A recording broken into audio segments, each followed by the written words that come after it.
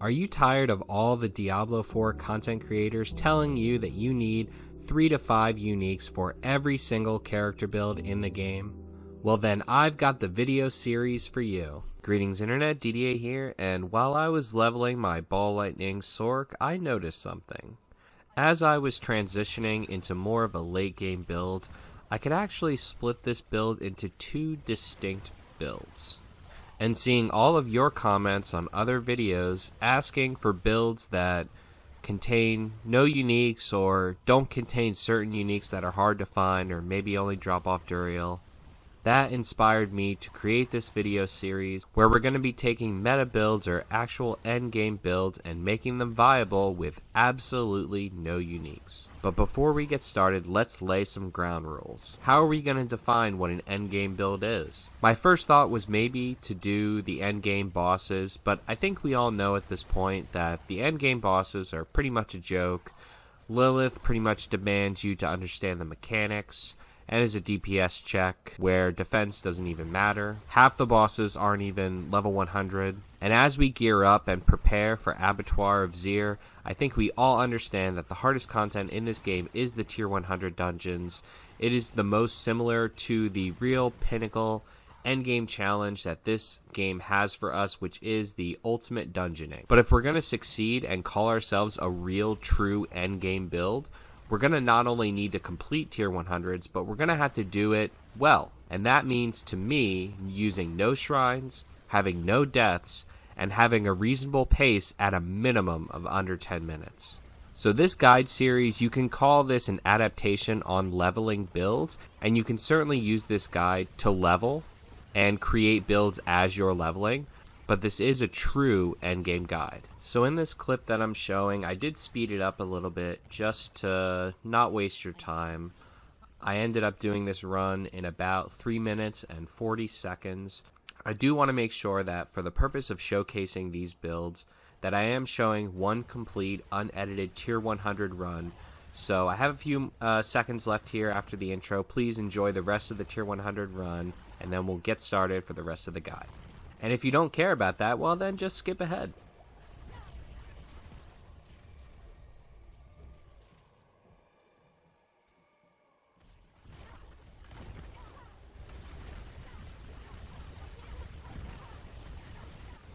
Oh yeah.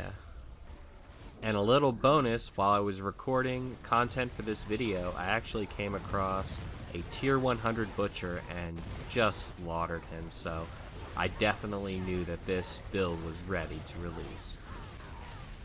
I'm not ready yet. So before we get started, I think we need to take a step back and understand that taking an endgame build, removing all the uniques, and then making it also still viable in the endgame is extremely difficult. So if we want to succeed in doing this, we're going to need a plan. We're going to need to understand what we're losing and how we're going to compensate for that. So since we need a plan, I'm going to have to ask for the help of a good friend of mine, Didier the engineer. Alright, I'm here. When you need a plan, you call the engineer. That's why I'm here. All about the plan. Measure twice, cut once. You know what I'm saying? So let's see what we're working with over here. Let's see what we got. No uniques? What the f*** am I supposed to do with this? Alright, we'll figure it out. Just need to write some things down. Think about what we're going to lose. How we're going to compensate. Number 1 on the list, what we're losing. T-Balt's Will. This is a big one. Alright. A lot of people use this pretty much in every build right now, and there's a reason for it. Because you lose a lot of resource if you don't have it. A lot of resource. Actually, let me go ahead and make that arrow a little bit bigger. Now, I don't know who thought it was a good idea to give everyone a full meta bar every time they hit any button. But I can tell you one thing. There's going to be a lot of upset people when we lose the Metamorphosis power. I'll tell you that. Big changes are coming. So, we're losing a lot of resource. What else we losing with losing the T-Balt's Will? We're losing damage. Now, it's going to be a common theme. Losing the uniques. You're going to lose a lot of damage. That goes for your Talrashes. That goes for your Shaco or your Godslayer Crown. You're losing a lot of damage. So I'm not going to I'm not going to say each individual one. Just across the board, we know we're losing a lot of damage. So how are we going to compensate for the T-Bolt's Will? Well, with the resource, we can add some lucky hit resource regeneration. Now, my friend, he doesn't actually use lucky hit in his endgame build for ball lightning. He doesn't use any lucky hit. He doesn't even have precision magic. Crazy. But it works for him. He gets high numbers, so I think it works. But we're going to have to go back and use the lucky hit if we're going to compensate for this loss in resource. Now, that's not going to be enough, though. We're going to need more than just lucky hit restore resource. Now, one thing that I noticed when my friend was running through dungeons is that he generates a lot of crackling energy. A lot of crackling energy. So, one thing that we can do, I noticed, is like the crackling energy is everywhere. We can actually increase the maximum mana. Now, maximum mana doesn't actually give you resource regeneration. It kind of gives you a little bit with the lucky hit restore resource. It gives you like 3-4 mana or something. But with the crackling energy, if you have so much crackling energy laying around, you can actually, if you have more maximum mana, you have more of a place for that crackling energy mana to go. So it's kind of like an indirect way to get resource regeneration. So if we go with the maximum mana, we'll get a little bit more resource from the lucky hit restore resource, but mainly we're getting it from the crackling energy. That's a big one. Alright, so what else we losing? What else we're losing? Well, we're losing the Esu's Heirloom. That's a lot of crit strike chance. Lose that. Well, that's an easy one. How do we compensate for that? Add the Elementalist aspect. Now, my friend, he doesn't use the Elementalist aspect. He's scared of it. But hey, we're adding maximum mana for the crackling energy. That way, we can also use the Elementalist aspect. So we're getting 2 for 1 there. It's good. Alright, and then next. Now, we're losing a lot. Obviously, we're using this uniques, but we're losing the uniques, but we do gain a little bit. We're gaining something because we're using a lot of the legendary powers. We get to pick and choose our affixes. So that's a big difference there from using the uniques. So we actually, because we get to choose our affixes, we can actually increase our armor and defense by a lot. Lots of extra damage reduction, lots of extra armor. So that's great. So we got to work this in somehow. We got to take what we can. All right. So, we're getting a little bit here. So how can we use what we gain to compensate for the loss in damage? We're getting more defense. We know our damage is going way, way down. How can we use this? So, one of the things I thought of is a lot of people use the Firebolt enchantment for the burning synergy. And the main thing that you gain with the Firebolt enchantment is damage reduction from burning. Okay? Damage reduction for burning is actually almost twice as strong as normal damage reduction. And you get all the stuff on the Paragon Board, damage reduction from burning. So you know what I'm saying? So like, if we're already getting a lot of defense from the legendary affixes, we can take away the Firebolt enchant because we're already getting all that defense. We don't need the damage reduction from burning. So then we free up an enchantment slot and we can compensate for the loss in damage by having more balls. We use the ball lightning enchantment, which synergizes with the lucky hit restore resource. We have a focus on lucky hit, build a lucky hit build, and we compensate. Now we can't really increase the raw damage of the balls. They're going to be less. Like there's nothing we can do about it because we're losing all those multiplicative damages. All right. So, but we can have more balls. So we have more balls. We can almost meet the damage that we had with the uniques. Now back to you, my friend. So thank you, Engineer Didier, for giving us a clear plan for how we're going to compensate for all the unique items that we're losing. Because we have that plan now, we're going to run through our skills very quickly. So the skills that you're going to want to have is Ice Armor, Unstable Currents, Flame Shield, Teleport, Lightning Spear, and Ball Lightning. Now, of course, we're not using any other elemental damage besides lightning because there's no reason for us to do that. We don't have Tal Rasha, so we can have Lightning Spear on our bar. So now jumping into the skills here really quickly, we don't care about the basics. We don't use them. We're going to actually max out Devastation for that maximum mana. Again, the focus on maximum mana that we have. And of course put 3 into Elemental Dominance. we are going to grab Chain Lightning and take it all the way to Destructive Chain Lightning to get that extra crackling energy. And then Chain Lightning is actually going to be our first enchantment. Chain Lightning is going to be amazing for our mana restoration, not only for the crackling energy, but for the node that we're going to grab in the Paragon board as well.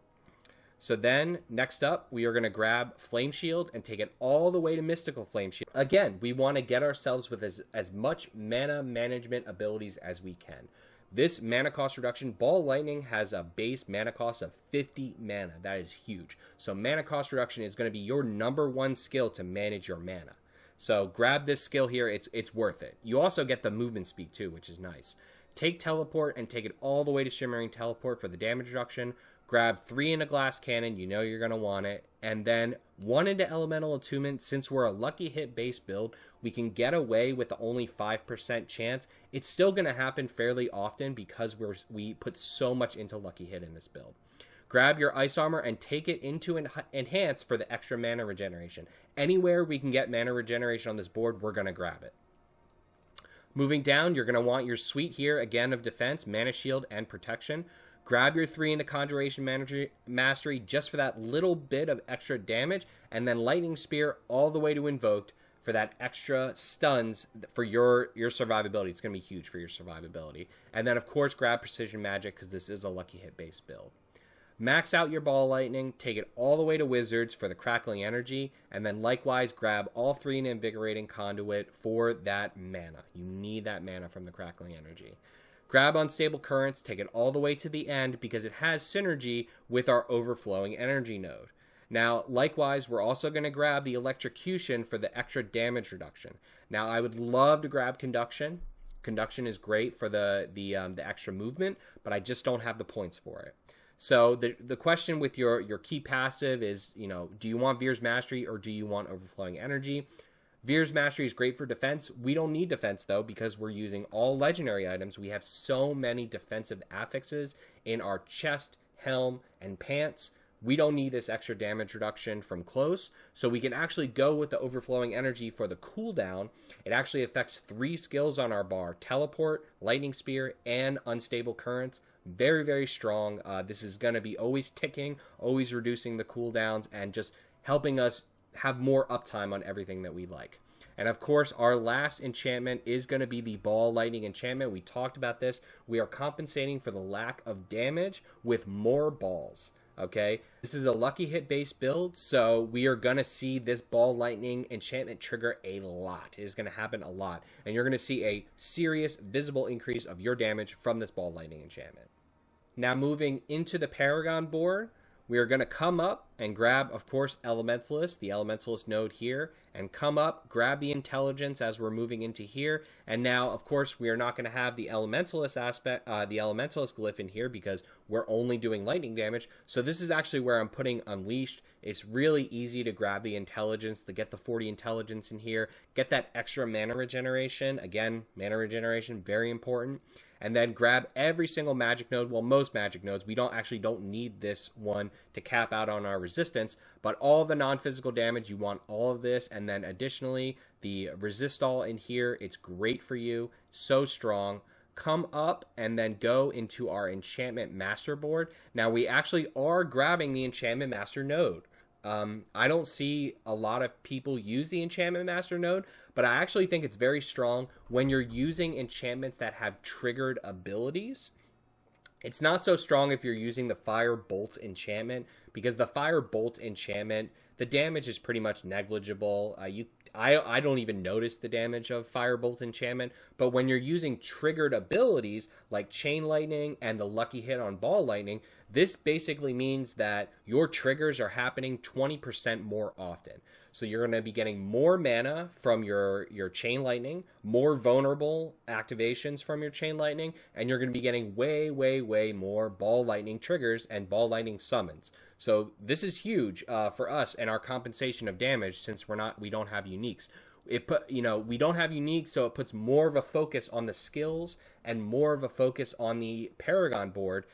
The things on the Paragon board become stronger because our gear is weaker overall. So that Enchantment Master node is really much stronger when you don't have uniques. So we're going to come up and grab all the non-physical damage nodes in here, all the non-physical damage nodes in here, and all the resist all. Plug in your reinforced glyph here for the rare node increase and the damage reduction while you have a barrier. Very strong, you know, increase the power of your elemental balance and your erudite nodes. Then grab, of course, there's actually 3 non-physical damage nodes in here in the Enchantment Master. This board is so strong. So grab all the non-physical damage in here, all this non-physical damage. Come up and over and come over here, and then that's when you grab your Enchantment Master node. Come down and just quickly grab this extra rare node. It really helps to flesh out your resistance here. This extra 6% resist all, it's really nice just for 1 point there. And then come over next up to your elemental summoner board. So we actually orient it like this in order to grab all this maximum mana right here. So grab all this maximum mana. Again, we're having a focus on maximum mana because we need that for the crackling energy and for the elementalist aspect. Then come down, come over, and this is where you're going to be putting your adept glyph for the increased size on your ball lightnings. So it's really easy to max out on the intelligence here. There's a lot of intelligence around the center of the board. So really easy to grab this intelligence here. Grab the resist all while you're coming through and come over and come up, and then grab this Keeper of Elements. So, you know, it's really great to grab this extra non-physical damage. Again, activate it, really easy to activate. So that's great. And then come over. Next board that you want to grab is your Static Surge board. So you can see it actually activates every 66 mana because of the Enchantment Master, well, because of our mana cost reduction. So, and then the Enchantment Master board will actually make more use of this because our Chain Lightning is being triggered more often. It's actually like 83 mana. So this aligns very well when you grab that Enchantment Master node. But then again, so we want more maximum mana, so we're going to orient the board like this and grab all this maximum mana up here. We're getting a lot of maximum mana from our board, and that's why we have the Static Surge board earlier, because we want to trigger this damage to stunned, and likewise this damage to stun here as well. Our Lightning Spear is giving us a lot of extra damage from damage to stunned. And then plug in your Destruction Glyph in here. Really easy to activate. Again, you can see how much dexterity. We don't need this lightning resistance, so we just don't grab it. And then you move up into the Frigid Fate board. So the Frigid Fate board is nice because you get this damage to vulnerable enemies, and grabbing the Frigid Fate node, really strong there. And that, I think, is our last board. We actually have, nope, I'm sorry. We actually have one more board over here. That is the last board that we're grabbing, which is our Ceaseless Conduit board. This board has a lot of early dexterity, so it's really easy to activate the Exploit Glyph. So you're going to come over and come into the Ceaseless Conduit board, grab this extra lightning damage. We don't activate it, unfortunately, but that's okay. Mainly in here just for the last glyph. So we're actually getting, what is this? We're getting 3 legendary nodes and 6 glyphs. So that's really strong. 3 legendary nodes and 6 glyphs, and lots of maximum mana. So a lot of power here from the Paragon board for this build. So going over the Vampiric Powers we have here really quickly, we're still going to use Ravenous. Of course, you're always going to use Ravenous. We're also still using the Accursed Touch and Prey on the Weak combo here. These are great. The Vampiric Curses Stored Souls actually do a fair amount of damage. So even though we have the vulnerability activating a lot from the Chain Lightning and the Static Surge board, we still could make use of this. So if you wanted to swap these out, you could add in a little bit more damage reduction. Maybe Sanguine Brace would be an option for you. You could also go with the Resilience, or the Undying Power is also really good. So if you wanted a little bit more survivability, you could swap those out for the Accursed Touch Prey on the Weak combo. But one change that we did make is we added the Feed the Coven Vampiric Power in here. Because we're now heavily focused on Lucky Hit, this will be activating a lot and will be giving us resource back very, very often, as well as the 10% multiplicative damage, which is great. And likewise, we don't need the Metamorphosis Vampiric Power, so we're going to be slotting in Anticipation for the higher uptime on Unstable Currents, just for the more damage. So now to go into the gear that we have, just to describe the aspects that we want to have on our gear, we're going to start out here with our helm. Top priorities for your helm, you're going to want to have lucky hit chance when you have a barrier. You're going to want to have total armor. And then after that, I think you can make a lot of swap outs. The cooldown reduction is really important. Yes, I would put that next in priority. Maximum life. Ranks of Lightning Spear are pretty decent as well. You could go with Intelligence as well on here. And then on our helmet, we're going to have a utility aspect. We're actually running 2 utility aspects in this build. Our first utility aspect is of Fortune. This is going to give us 20% lucky hit chance when we have a barrier. That is massive. A massive amount of lucky hit when we have a barrier. This aspect is amazing. Highly recommend it when you're a lucky hit based build. Next up here on our chest, top priorities for your chest for stats are going to be total armor, damage reduction from close, damage reduction in general. Maximum life is really important, as well as, even though we are mostly playing close, it is important to have a fair amount of damage reduction from distant, just to stop those, those quills from killing you, or the spirit archers from, having 10 arrows coming at you at once and just insta-killing you. So you do want a little bit of damage reduction from distance, so throw that in there as well. We're going to be running 2 defensive aspects in this build. Our first one is Disobedience. We have a ton of armor, actually.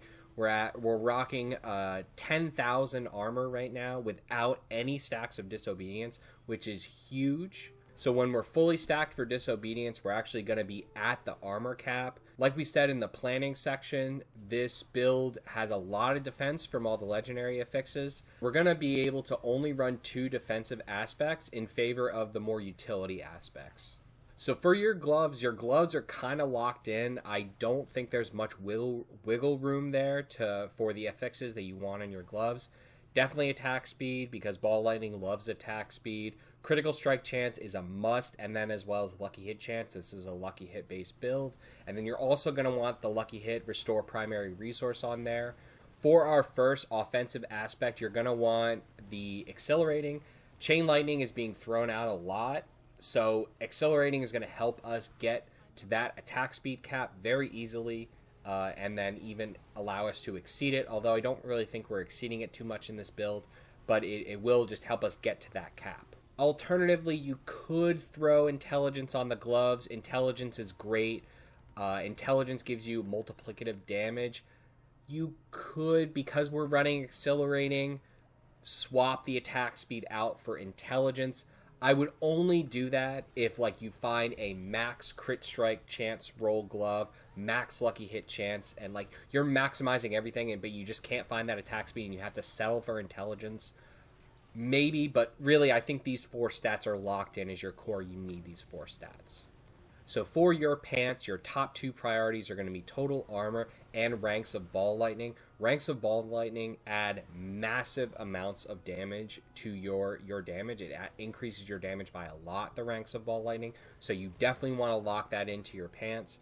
After that, you could have max life, damage reduction from close, damage reduction, and damage reduction from distance. And then the aspect that we're running on here is Ever Living for the damage reduction from crowd controlled or vulnerable enemies. Of course, vulnerable enemies being the most applicable here. We're going to be making things vulnerable with our Accursed Touch, Prey on the Weak combo, as well as Chain Lightning will be making a lot of things vulnerable as well. For your boots are going to be the second slot that we can put a utility aspect on, and we're going to make use of that using Exploiters. I love the exploit aspect. It's amazing. You have 20% increased crowd control duration, so you're going to be perma-stunning pretty much everything with the Lightning Spear, and things that you're not perma-stunning and not able to CC, you're going to get 40% multiplicative damage increase. So this is actually a utility aspect that you can have a massive multiplicative damage increase for. This is why I like this, because it's either you're CCing or you have a massive damage increase on bosses and anything that's unstoppable.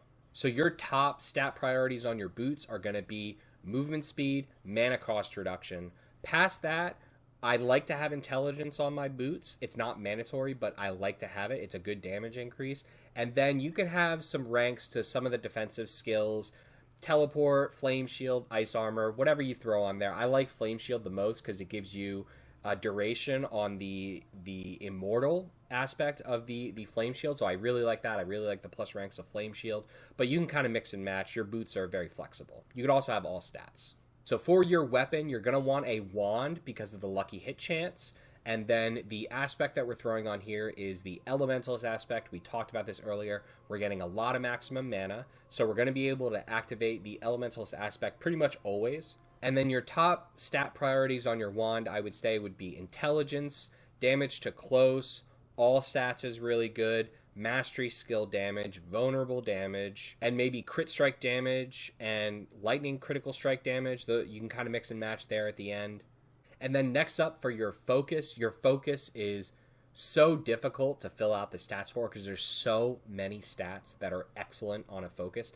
It's really hard to pick and choose. And I'll be honest with you, I really don't think that there is a best focus because there's just so many stats that are amazing on the focus. So you can see here the setup I have is double lucky hit. I think that is solid for a lucky hit build to go double lucky hit. Mana cost reduction, I would say your mandatory stats on the focus would be lucky hit and mana cost reduction. And then past that, you can have lucky hit with barrier. You can have resource generation, but you're getting resource generation on the rings, so you can not have that be mandatory. And you can see I don't have it here, but it's still an amazing stat, and I would not knock anyone for having that on the focus. Cooldown reduction is really important too. A lot of people like running lucky hit, restore primary resource on the focus as well. The problem with that is, from what I understand from the tooltip, it would be much better if it gave you another instance, another trigger of the 5%, and therefore increasing your actual chance to restore primary resource. But from what I understand from the tooltip, it's just adding to the amount of resource that's being restored from the single trigger that you're getting, meaning you only have that 5% chance to restore primary resource regardless of how many of that affix you're stacking. So it doesn't make it as strong. It would be much better if you had multiple instances of that trigger activating, so it would increase the chance, but it's just giving you more mana when it does trigger, and it's not solving the issue of it that it's only a 5% chance. So I don't have that on here. I don't think it's needed. I would put it at the lowest priority in your stats. So if you have it, it's okay. It'll give you more mana when the 5% trigger activates, but it's definitely not mandatory. And then for the aspect we have on here, we're going to have Gravitational. This is cornerstone to your ball lightning build. This is what makes it rotate around you and then do extra damage. And for your amulet, of course, amulets are always so difficult to stat for. I have movement speed on here, but I would definitely not consider that mandatory whatsoever. Honestly, this amulet that I have is not great for this build. And you can see, I'm able to easily clear tier 100s at a very quick pace, and this amulet, I would consider it pretty much garbage. It's close to it. The only thing good on it is the mana cost reduction. So, your top priorities, your top stats for your amulet for this build, mana cost reduction, number 1. Number 2, mastery skills. Plus mastery skills and getting those extra ranks at ball lightning is massive for your damage. You notice it. You notice the extra ranks of ball lightning, and I don't have mastery skills on here. So that's not good. Ranks of glass cannon is also good too, but you kind of have to balance that with how much damage you're taking. I think we can get away with it in this build though, because of all the extra armor and defense and damage reduction we're getting from the legendary affixes. So I would say that's probably your best bet to get ranks of glass cannon, mastery skills, mana cost reduction. Movement speed is great. I wouldn't consider it mandatory because we don't have any combos besides the Ravenous, but it's still really solid to have movement speed on there. Cooldown reduction's really good. Lucky hit with barrier on your amulet is okay, but it's a really low roll compared to what goes on your helm and what goes on your focus. And the amulet stats are a premium, so I would put that pretty low priority. And total armor is also good on your amulet, but we already have the 10,000 armor without anything on, and another total armor roll would just bring us way over the cap. We wouldn't even need disobedience at that point, so I would put that low priority as well. And then for the aspect that you want on your amulet, we just want to give us the most damage that we can possibly get on the amulet. And the highest damage aspect that we have is the Storm Swell. It's going to give us 30% damage, so it's giving us an extra 15% damage by putting it on the amulet, all the way up to 45%. It's the highest damage that we can have on the amulet, so that's the one that we went with. And then for your rings, your top stat priorities for rings, resource generation, of course, you're going to want that number 1. Number 2, critical strike chance. Number 3, lucky hit chance. And then past that, there's a bunch of stats that you can have that on the rings past those 3 mandatory. Crit strike damage is good. Lightning critical strike damage is good. Vulnerable damage is good. You know, you could also throw maximum mana on there, but we don't really need the maximum mana. I would rather more damage. The damage, we're losing so much damage by not having the uniques. So I don't think the maximum mana is needed on your rings. I would say even lightning damage you could throw on there too if it was like a last resort and everything else was amazing rolls. And then the 2 aspects that you want on your rings, you want recharging, because remember we're getting that enchantment master, so the chain lightning is being triggered a lot. Chain lightning is being thrown out a lot. So with all the resource generation that we have, this is way higher than 3 mana per tick, so this is going to give us a ton of mana. And then likewise, we're going to go with conceding for another raw damage increase. When we have a barrier, we usually have a barrier. So there's this question about whether you use recharging or Prodigy's aspect. I like recharging because I don't have to think about it. With Prodigy aspect, you're not getting a full mana bar from it. So you have to really think about how you're weaving your cooldowns, and it kind of forces you into a certain rotation. Prodigy aspect is good if you have near 100% uptime on unstable currents. We don't have that here. We don't have cooldown reduction on our rings. It's not happening for a non-unique build. So I would say that recharging is better just because you don't have to think about it. It doesn't force you into a particular rotation. And because we're taking the Enchantment Master Legendary node, this is actually giving us a big bang for our buck for mana regeneration. So there you have it, your budget build for Ball Lightning. A very, very lucky hit focused build. When it's all said and done and you add up all your lucky hit, your Ball Lightning is lucky hitting about 10 to 12% of the time, which is really high considering how low Ball Lightning's lucky hit innately is, and considering how often Ball Lightning is actually hitting and triggering an attack and a chance for a lucky hit. You can see in some of my tier 100 clips how many of the Ball Lightning enchantment is being summoned. It's kind of crazy when it's all said and done and you add up all those Ball Lightnings.